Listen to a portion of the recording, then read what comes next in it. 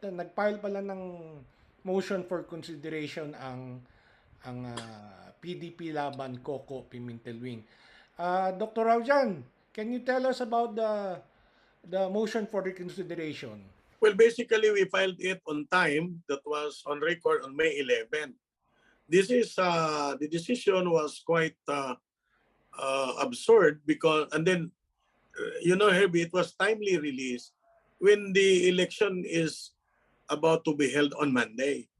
The headquarters learned about it on a Friday, and then Monday ang election. But just the same, we filed our MR through the lawyers of the PDP.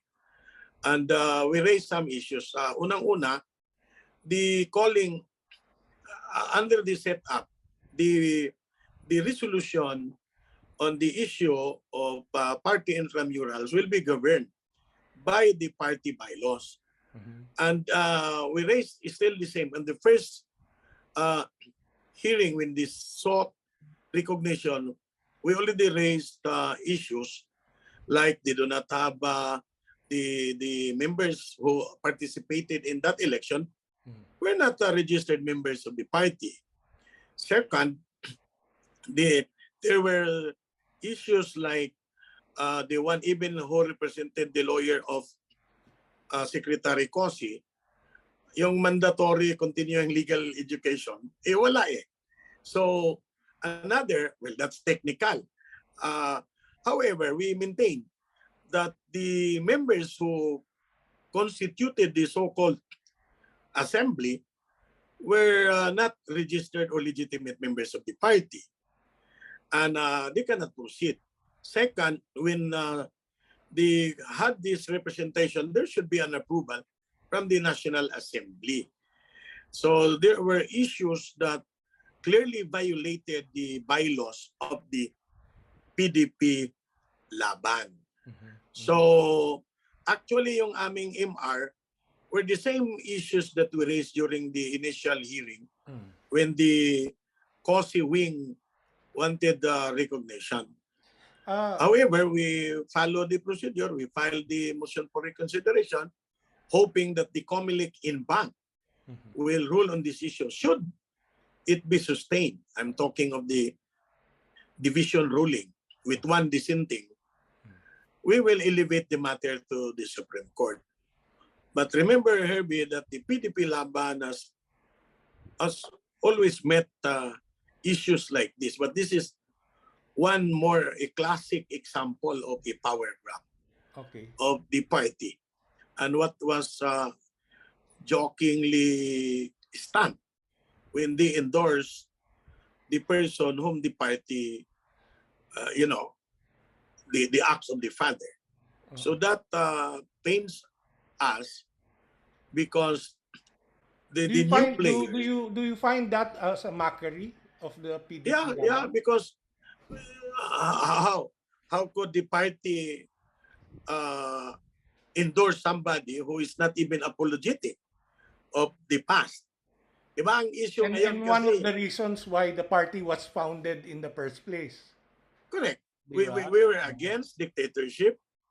It was the burnout of the abuses of and excesses of officialdom. And then here we are endorsing, meaning it's really contentious issue, no? But it also affect the soul of the party. This is absurd, no?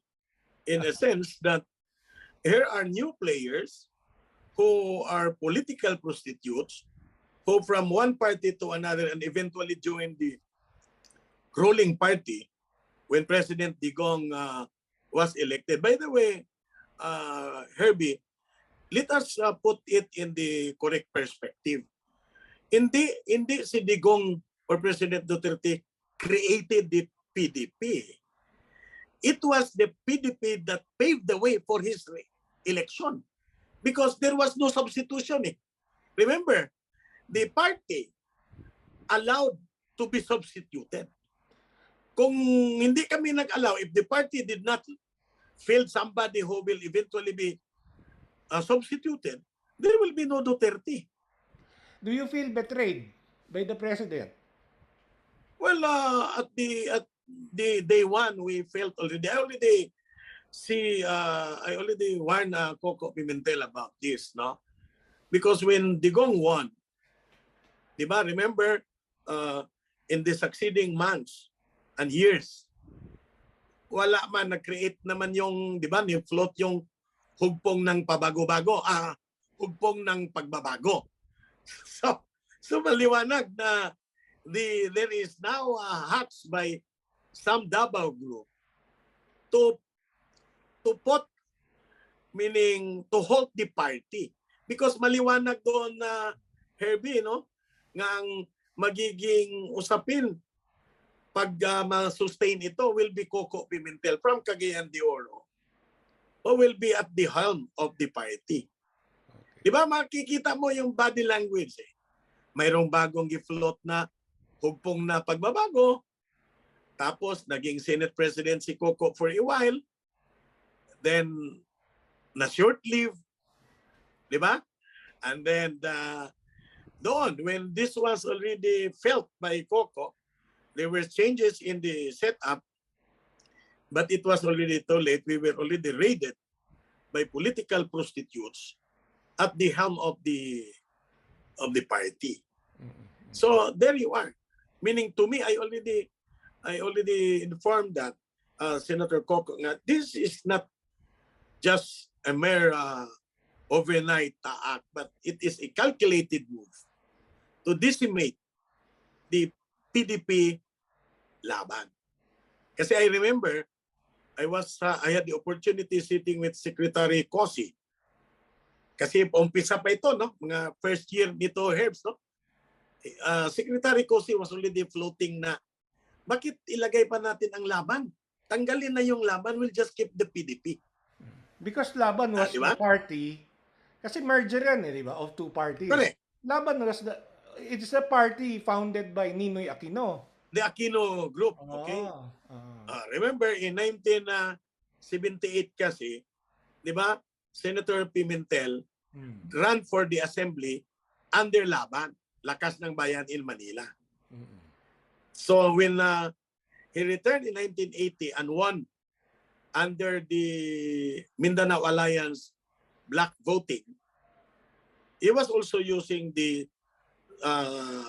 party of the Socialist Democrats. So what happened?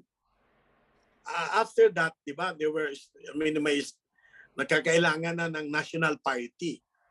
And at the time, there you are, Senator Pimentel was against the Imperial Manila, against the World Bank loan. And then yung Davao people was also pushing for a new party. Eventually, na-founded yung in 1982 yung PDP, and then nag-merge ng Laban in Cebu. This was finalized in Cebu City na nag-PDP-Laban. Tama nga, but as I've said, nare-recollect ko lang yung usapin namin ni Secretary Cusi kasi siya man ang nagiging Vice President at the time, na gusto niyang ialis na ang Laban as early as 2017. So, then pumasok yung grupo ni GMA. So, we have the supermajority, tama nga, in numbers, but not in the ideology. They are more interested of the principal rather than the principal. So eventually, we are in this battle. It is so sad that Comelec ruled in favor of somebody who did not even, meaning by matter of documents, did not produce documents to prove that they were voted upon by legitimate members in accordance with the bylaws, following the bylaws of the party. And we felt that if this reaches the Supreme Court, taking into consideration the bylaws that will govern the resolution of this case, we will be sustained by the Supreme Court.